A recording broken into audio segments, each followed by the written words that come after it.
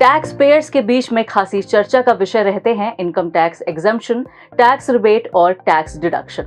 हालांकि कई लोग इन तीनों को लेकर कंफ्यूजन की स्थिति में रहते हैं। दरअसल सरकार इन तीनों तरीकों यानी एग्जम्पशन, डिडक्शन और रिबेट के जरिए ही इनकम टैक्स में छूट देती है। यहाँ हम आपको इन तीनों के बीच के फर्क को समझाने की कोशिश कर रहे हैं। Tax exemption. Income tax exemption का मतलब है कि कोई टैक्स नहीं लगाया जाएगा। इस समय 2.5 लाख रुपए तक की सालाना इनकम टैक्स फ्री है। हालांकि यही सालाना इनकम अगर 3 लाख रुपए है तो 50,000 रुपए की आय पर टैक्स देना होगा। टैक्स एग्जेम्पशन को टैक्स से पूरी तरह से राहत माना जा सकता है और इनकम के कुछ खास हिस्सों से क्लेम किया जाता है, ना कि पूरी इनकम से। इनकम टैक्स एक्ट 1961 के अनुसार मुख्य सैलरी के तहत होने वाली इनकम जैसे हाउस रेंट अलाउंस और पूंजीगत लाभ यानी कैपिटल गेन के तहत इनकम से कई तरह की छूट दी गई है, जो कि कुछ नियमों के तहत टैक्स फ्री है।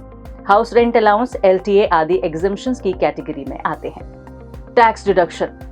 इनकम टैक्स डिडक्शन एक डिडक्शन है जिसके तहत टैक्स पेयर इन्वेस्टमेंट जो कि 80C में आता है और खर्च की गई धनराशि जो कि सेक्शन 80D या 80E में आते हैं, इन सेक्शन के तहत डिडक्शन को अवेल कर सकता है। ये डिडक्शन जीवन बीमा प्रीमियम, मेडिक्लेम, PPF और ट्यूशन फीस जैसे टैक्स सेविंग इन्वेस्टमेंट पर आधारित है। आसान भाषा में समझें तो जहां एग्जेम्पशन का मतलब है इनकम पर कोई टैक्स नहीं लगाया जाना, वहीं डिडक्शन टैक्स पेयर की कुल इनकम में कमी है जिस पर टैक्स कैलकुलेट किया जाएगा।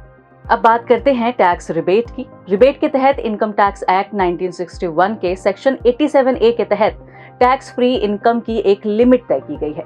हालांकि इस लिमिट से ज्यादा सालाना इनकम होने पर पूरी इनकम पर टैक्स देना होगा। उदाहरण के लिए इस समय 5 लाख रुपए तक की इनकम पर टैक्स रिबेट दी जा रही है, इसलिए 5 लाख रुपए तक की इनकम पर पूरी इनकम टैक्स फ्री है।